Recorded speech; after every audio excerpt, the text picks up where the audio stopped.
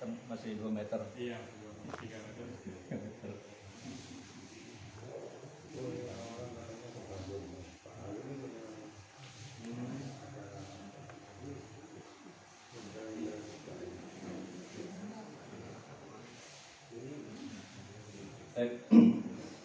Assalamualaikum warahmatullahi wabarakatuh.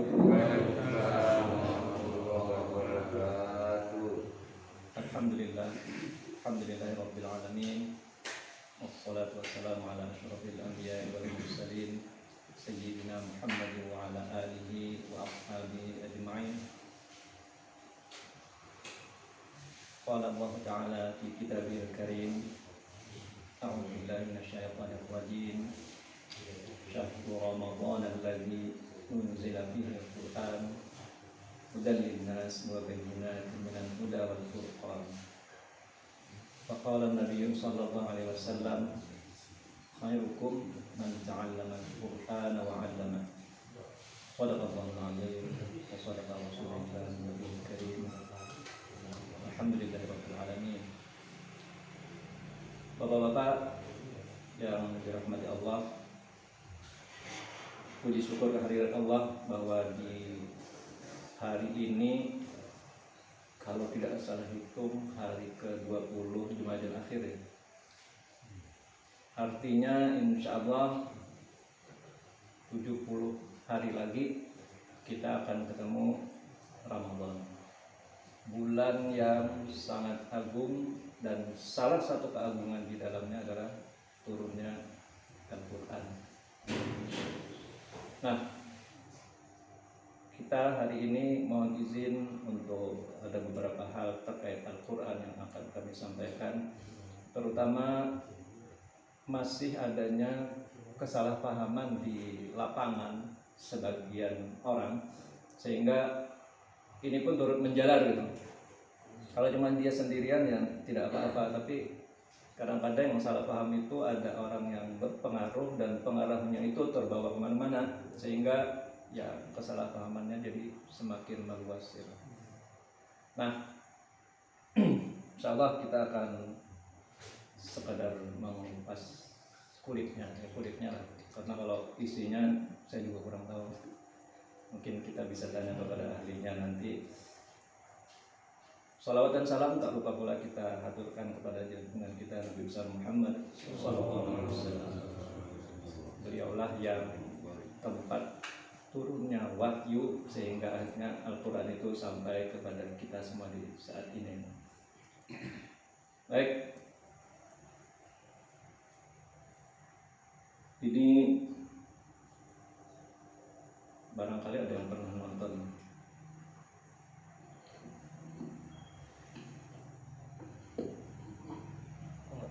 suaranya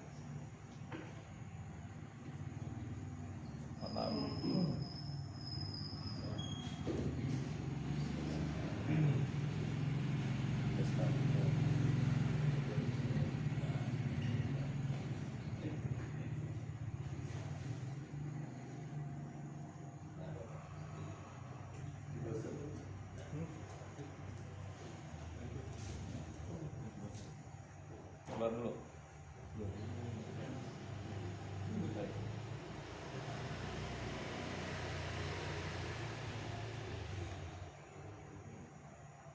Keluar ke sumbernya, source-nya jauh di dalam.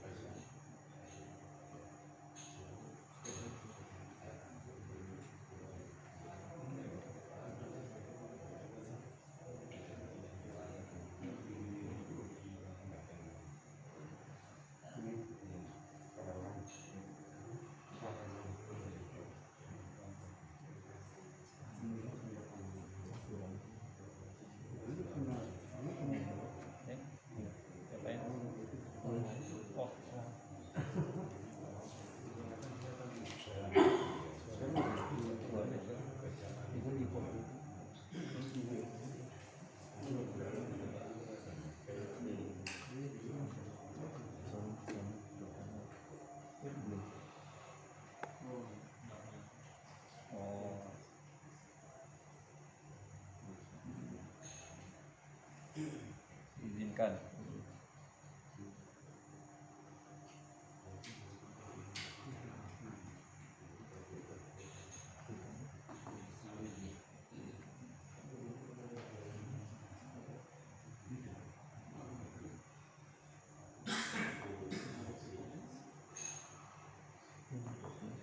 Mohon maaf, ada salah teknis. Kenapa nih?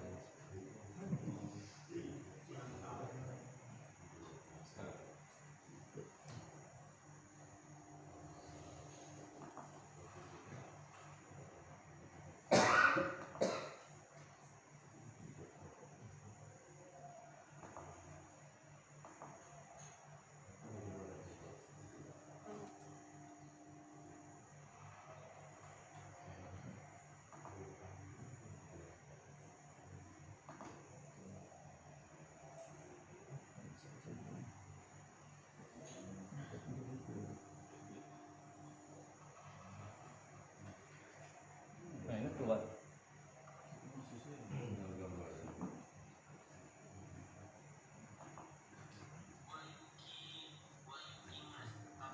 Ya, ya.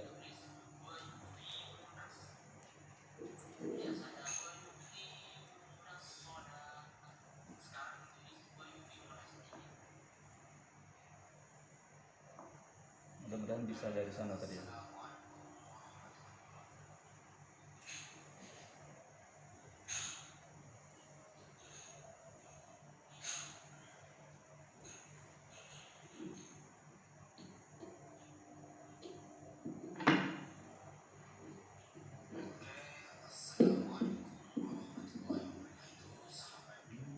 Kedengeran? Kedengaran.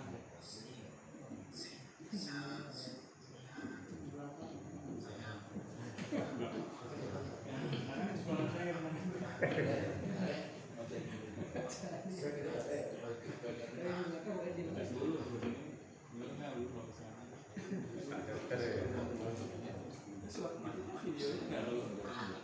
videonya Loh. mungkin kayak Oh. Suaranya keluar, videonya sekarang yang malas keluar. kembali ke pakai aplikasi sendiri.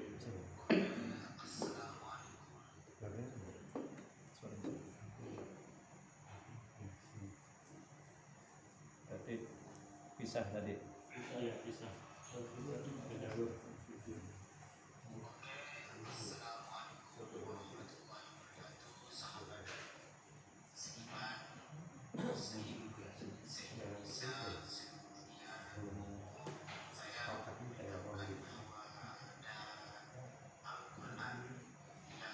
Maksimal.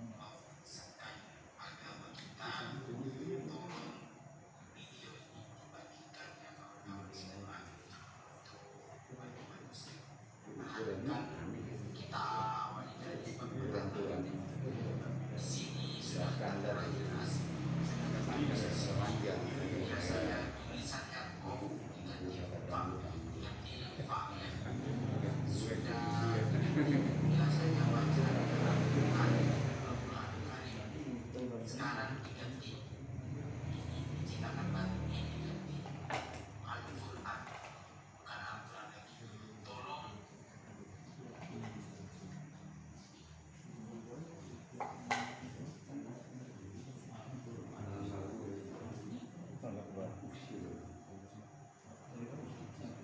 Udah ini dulu.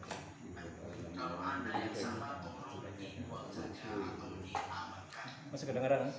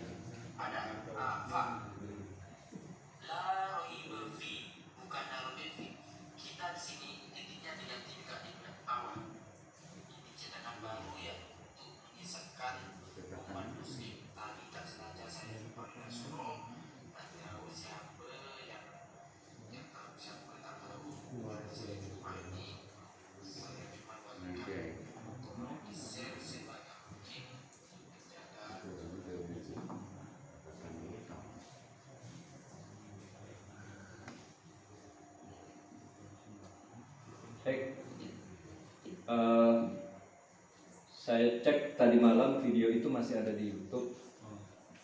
Kayaknya groundingnya nih. Betul.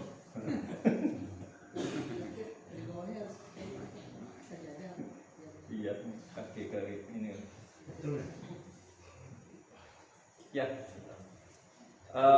alhamdulillah sebetulnya video ini sudah dicabut sebelumnya dan tersisa paling sekitar 20-an apa yang viewernya gitu. Karena sebelumnya pada saat beredar awal di tahun akhir 2018 itu sempat beredar, dan di Kauripan pun sempat saya dapat dari beberapa teman ini. Itu cuma 2 hari aja udah lebih 4.000 di ini orang yang download, malah bukan cuma lihat gitu. Dan belakangan ya sepertinya sudah ada klarifikasi dari MUI, dan ya apa klarifikasinya bisa dicek di YouTube. Ini bukan iklan, tapi bapak-bapak bisa langsung klarifikasinya itu masih ada di YouTube. Nah,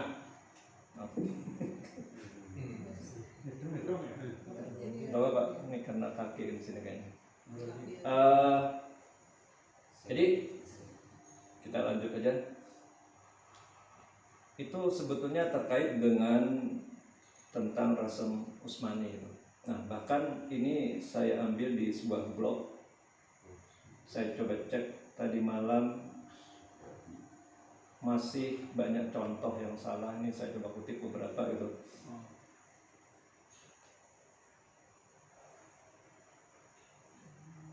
Jadi ketika ada di sini pakai hamzah yang tertulis tegas, ada bukan hamzah, ini ada angka 4 atau kursi terbaliknya. Yang di sini tidak, ini menurut blog ini itu bukan Rasem Usmani. Yang Rasem Usmani adalah yang seperti ini. Atau ada seperti tanda apa nih? Kecebong. Tanda shot kecil. Gampangannya ya kayak kecebong lah. Itu yang Rasem Usmani kata dia, sedangkan yang ini tidak. Nah, ini di blog resmi, situs resmi malah pakai HTTPS dia. Salah satu majelis Quran begitu saya cek alamatnya tuh ternyata dekat sini, Sawangan. Dan majelis ini pesertanya sudah banyak, artinya nih ilmu tentang ini sudah menyebar kemana-mana juga gitu. Ini contoh yang lain juga, lillah, ketika tulisan Allah itu pendek gini, jadi ini seperti ini, tidak berdiri gitu.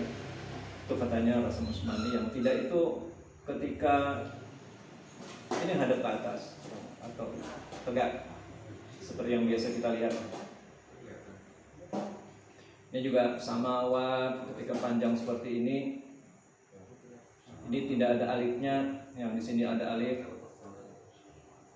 Ala, di sini ada yang kecil tapi ada ininya juga. Itu beberapa yang kemudian bihi, wakutubihi, warusulihi. Kalau yang ada ya kecil ini, kemudian yang tidak ada ini bukan, katanya. Di sini adalah Rasem Usmani. Ini sekedar beberapa contoh aja. Nah, itulah yang menggelitik, membuat kayaknya memang Rasem Usmani makhluk apa sih, seperti apa. Mungkin kita sudah sering dengar kan, sering sekali dengar, dan jangan-jangan pemahaman seperti yang ditayangkan tadi sempat ada di kita kan. Mudah-mudahan tidak ada sampai ke situ sih, mudah-mudahan. Nah, kita akan sekedar melihat beberapa apa sih di Rasem Usmani itu sebetulnya gitu. Sebelum itu mungkin kita dari awal kita lihat dulu sejarah penulisan Al-Quran. Jadi kalau qiraat itu bicara masalah bacaan, Rasem Usmani itu bicara masalah tulisan, yang dua-duanya sama-sama menyandarkan kepada Nabi Muhammad SAW. Hanya saja dalam perjalanan nanti kita akan lihat di mana sih agak perbedaannya itu. Nah, Rasem Usmani itu salah satu di antara 3 yang membuat qiraat atau bacaan Al-Quran itu dianggap sebagai riwayat yang kuat, sahih, dhabit gitu. Pertama, ketika qiraat itu adalah sanadnya tersambung sampai kepada Rasul sallallahu alaihi wasallam. Syarat kedua, dia sesuai dengan kaidah bahasa Arab. Jadi kalau tidak sesuai dengan bahasa Arab, berarti bisa tertolak qiraat itu, bacaan Al-Qur'an itu. Yang ketiga syaratnya adalah sesuai dengan kaidah rasm Utsmani. Jadi 3 hal itu yang membuat satu qiraat itu bisa diterima. Dan yang masyhur, yang kuat itu sering disebut dengan qiraat 7, ada juga yang qiraat 10. Nah, karena salah satu syaratnya tadi adalah harus sesuai dengan kaidah rasm Utsmani, artinya untuk agar bacaan kita bisa pas, bacaan kita juga bisa sesuai, maka mau tidak mau kita perlu mengenal memang rasm Utsmani itu seperti apa sih. Baik.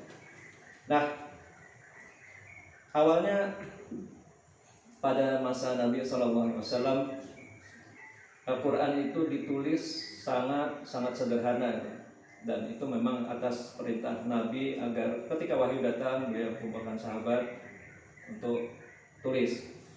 Nah, yang nulis itu ada di kulit binatang, ada di kepingan tulang, ada di pelepah kurma, ada juga di batu-batu tipis, dan dinukil diriwayatkan secara mutawatir.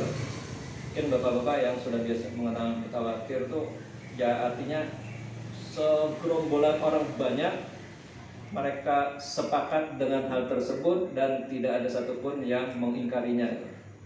Jadi artinya itu riwayatnya mutawatir seperti itu. Jadi sekian banyak orang dan tidak ada satupun yang mengingkarinya. Nah, Al-Quran diriwayatkan seperti itu pada saat itu. Dan jangan dibayangkan mungkin kalau sekarang teknologi sedemikian canggih ya, ketik-ketik di komputer, kemudian nanti di-download ulang bisa ketemu. Sangat sederhana. Sehingga ya bayangkan di kulit binatang seperti apa sih tulisannya? Alatnya apa? Ya alatnya dengan pisau pun sudah kebayang kan? Seperti itulah gitu tulisannya. Demikian juga di kepingan tulang, dipahat, pelepah kurma digores-gores, di batu-batu tipis, dikerok-kerok. Seperti itu saat itu untuk penulisan Al-Quran. Kemudian pada masa Khalifah Abu Bakar, saat itu di suatu masa terjadilah sebuah perang yang dinamakan disebut juga perang Yamamah, yaitu perang melawan Nabi palsu itu siapa? Musailamah Al-Kadzdzab. Pada saat perang itu banyak sekali penghafal Quran dari kalangan sahabat yang wafat, sehingga muncullah ide brilian dari Sayyidina Umar bin Khattab radhiyallahu anhu. Kayaknya nih Quran perlu nih dikumpulkan, karena banyak para penghafal Quran yang saat itu wafat. Karena di awal ini tadi meskipun ditulis, jangan dibayangkan bahwa tulisan mereka itu komplit dari juz 1 sampai juz 30. Para sahabat mungkin saat itu yang hadir sekian orang menulis sekian ayat. Yang lain hadir di kesempatan lain tulis sekian ayat. Jadi berserakan di mana-mana dan itu tanpa urutan saat itu di masa Rasul. Nah, di masa Abu Bakar karena tadi yang sudah tersak itu para sahabat banyak yang wafat, sehingga beliau khawatir nih kayaknya nih hafalan Al-Quran yang melekat di para sahabat tadi ya banyak sudah mulai berkurang jadinya, karena para sahabat ini sudah berkurang kan. Khawatir nanti ini tidak bersambung terus sampai ke belakang, sehingga muncullah ide beliau yang walaupun saat itu juga pasti banyak pertentangan, terutama ya mirip dengan sekarang lah. Ini sebuah bid'ah yang besar karena di zaman Nabi tidak pernah dilakukan. Salah satu pertentangan yang kuat pada saat itu adalah itu. Tapi berkat kearifan Abu Bakar akhirnya disetujui ide itu dan dikumpulkanlah seluruh tulisan yang berserakan tadi, dan kumpulannya itu diurutkan ayatnya dan disimpan di istri Nabi sallallahu alaihi wasallam, Sayyidah Hafsah radhiyallahu anha. Dan diyakini pada saat itu sudah mencakup sab'atu ahruf, 7 huruf. Nah, apa itu 7 huruf? Nanti kita akan lihat berikutnya. Jadi artinya seluruh jenis bacaan Quran itu sudah ada saat itu terkumpul. Urutan ayatnya sudah diurutkan. Cuma yang belum sepakat ulama itu apakah saat itu ditulis ulang atau tidak. Sebagian bilang bahwa itu ditulis ulang, tapi yang lain juga lebih banyak yang bilang tidak ditulis ulang, cukup hanya dikumpulkan. Karena kalau ditulis ulang, bayangkan ini cuma 2 tahun. Sekarang dengan teknologi canggih saja di Indonesia itu paling cepat 4 tahun bisa menulis itu saat ini. Tapi mungkin bisa jadi perbandingannya bukan teknologi, jangan-jangan ingatan para sahabat itulah yang kuat sehingga bisa cepat, bisa jadi juga begitu. Wallahu a'lam. Nah, di masa Khalifah Utsman, nah ini Islam mulai menyebar, mulai merambah mulai luas. Nah, karena sedemikian luasnya itu, ya, ternyata pasukan Islam kan dari mana-mana nih. Ketika katakanlah ada perang atau tentaranya bisa berasal dari negeri sebelah sini, negeri sebelah sini. Kebetulan saat itu Huzaifah tuh melihat ada di antara tentara itu ada yang bacaannya yang dari Irak dan dari Syam, mereka berbeda gitu. Bahkan perbedaan itu sampai yang namanya tentara menggontok-gontokan gitu, saking kuat mereka gitu. Nah, muncullah pada situ yang mirip kayak Sayyidina Umar tadi di atas. Dia juga punya ide, kayaknya nih bacaan para sahabat, bacaan tabi'in dan tabi'in perlu disamakan, tulisannya perlu disatukan. Toh di sana bilang begini, sana bilang begini, mana yang benar itu? Nah, kemudian ya alhamdulillah atas kearifan Sayyidina Utsman juga saat itu kemudian disalinlah dan ditulislah mushaf Al-Quran yang tadi dikumpulkan di Sayyidah Hafsah, diambil. Nah, kalau ini benar baru ditulis. Jadi di sini ditulis ulang, dan ditulis ulang itu ditunjuklah 4 sahabat, ya sahabat yang terkenal di kita kan Zaid bin Thabit, ada Abdullah bin Zubair, Abdurrahman bin Harith, dan Zaid bin As. Jadi 4 sahabat ini yang tugas untuk mengumpulkan dan menulis ulang. Nah, itu pun dengan sangat hati-hati gitu. Kalau lihat di sini tadi ya sekadar dikumpulkan, tapi di sini karena ditulis ulang berarti harus benar-benar yang terbaik atau yang paling pas gitu. Nah, sehingga dalam perjalanan kan diceritakan bahwa Nabi SAW itu setiap tahun bertalaqi musyafahah dengan Jibril alaihissalam. Jadi setiap Ramadan ya seperti kita lah, setor bacaan. Nabi SAW setor bacaan kepada Jibril bertalaqi, dan di dalam perjalanan itu diketahui bahwa ada ayat-ayat yang tadinya sebelumnya seperti ini di periode belakangan bunyinya bukan seperti itu. Nah, itulah yang dimaksud dengan abdah akhirah, artinya tilawahnya diambil versi terbaru, terakhir, terkini yang Nabi riwayatkan. Karena dalam perjalanan yang talaqi musyafahah bertahun-tahun kepada Jibril tadi, itu dalam perjalanan ada yang binasa. Contoh misalkan di surah Al-Jumu'ah itu fas'au ila zikrillah. Nah, itu versi sebelumnya katanya famdu ila zikrillah. Artinya sama gitu. Cuma ayat itu kemudian di keluar versi yang terakhir dari Jibril, bunyinya fas'au ila zikrillah, dan inilah yang dipakai sampai sekarang. Kemudian juga di ayat di Al-Kahfi, kulla safinatin ghasbah ya, ada.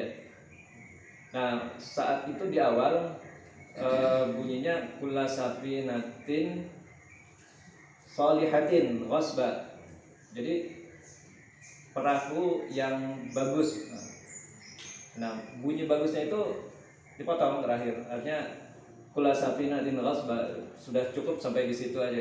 Dan itulah yang terpakai sampai sekarang. Itu yang dimaksud dengan arba akhirah. Jadi tilawah yang dinasakh sebelumnya itu tidak dipakai. Nah, itu yang dipakai di Khalifah Utsman.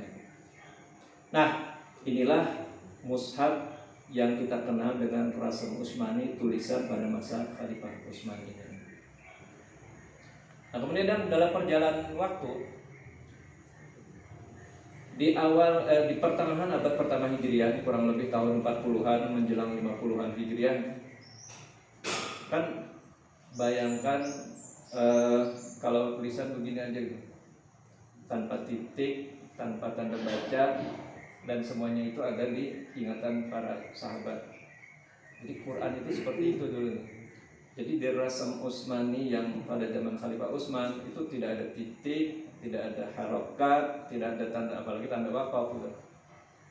Nah, oleh para sahabat khawatir jangan-jangan nanti ada yang salah baca juga, karena makin generasi ke belakang itu Islam semakin meluas, sehingga yang bahasa Arab tahu bahasa Persis yang itu hanya orang Arab dulu kan.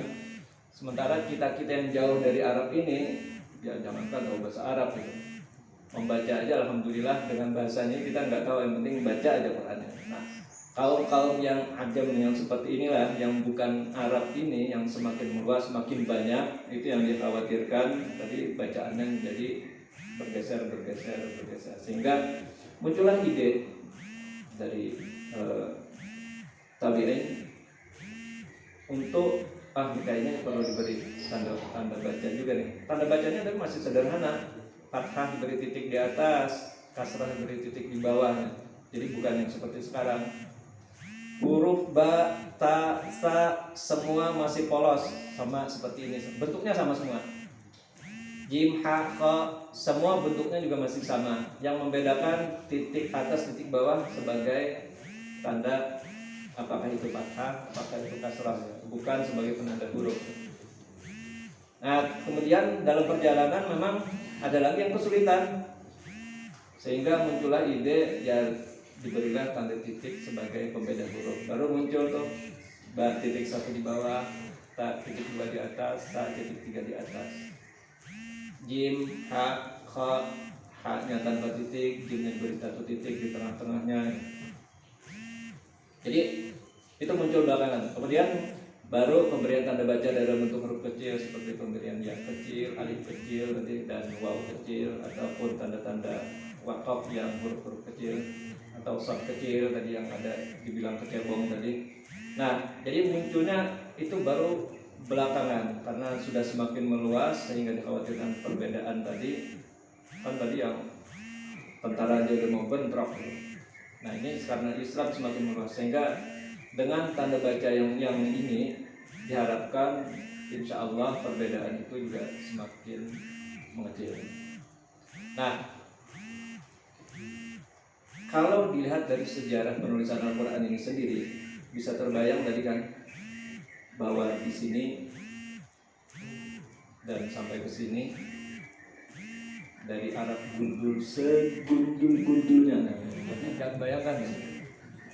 Arab gundul segundul-gundulnya pada masa Khalifah Utsman, baru mulai ada dikasih rambut-rambut dikit tuh di sini.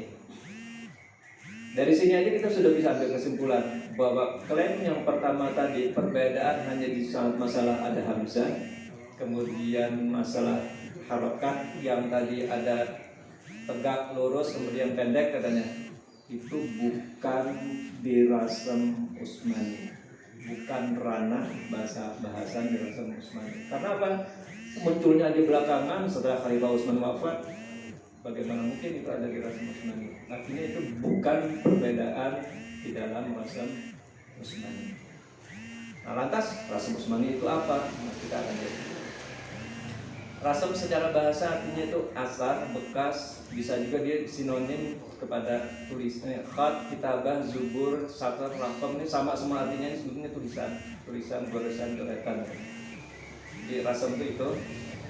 Nah, Rasm Utsmani secara istilah artinya adalah cara penulisan kalimat atau lafaz Al-Quran yang telah disetujui oleh Utsman bin Affan radhiyallahu anhu pada waktu penulisan Masaihif Utsmaniyah. Disebut Masaihif Utsmaniyah karena jumlahnya lebih dari satu, yang ejaannya merujuk pada suhuf masa Abu Bakar. Nah, tadi kan masa Abu Bakar dikumpulkan tulisan itu dan ditulis pada Khalifah Utsman. Inilah yang disebut dengan Rasm Utsmani. Sedangkan ya karena berkembang sampai sekarang sehingga membuat menjadi sebuah ilmunya ilmu Rasm Utsmani, disebutkan pengertiannya adalah cabang ilmu pengetahuan untuk mengetahui segi-segi perbedaan antara Rasm Utsmani dan kaidah-kaidah rasm qiyasi. Rasm qiyasi ini dinamakan juga rasm imla'i. Nah, itu yang kalau bunyinya mad fathah selalu ada alif gitu. Kalau bunyinya mad dan dhamma selalu pakai waw sukun. Selalu ada begitu kan. Itu kalau rasm imla'i atau qiyasi. Nah, tapi di Rasm Utsmani tidak selalu begitu karena dia ada kekhususan tertentu. Itu yang membedakan sehingga Rasm Utsmani itu menjadi sebuah ilmu khusus yang berbeda dengan rasm qiyasi yang kita ketahui secara umum dalam bahasa Arab. Nah, berapa sih jumlahnya Masaihif Utsmaniyah itu atau mushaf yang ditulis dengan Rasm Utsmani saat itu? Ini memang ada perbedaan, tapi salah satu yang masyhur adalah katanya ada 6. Pertama itu satu eksemplar dikirim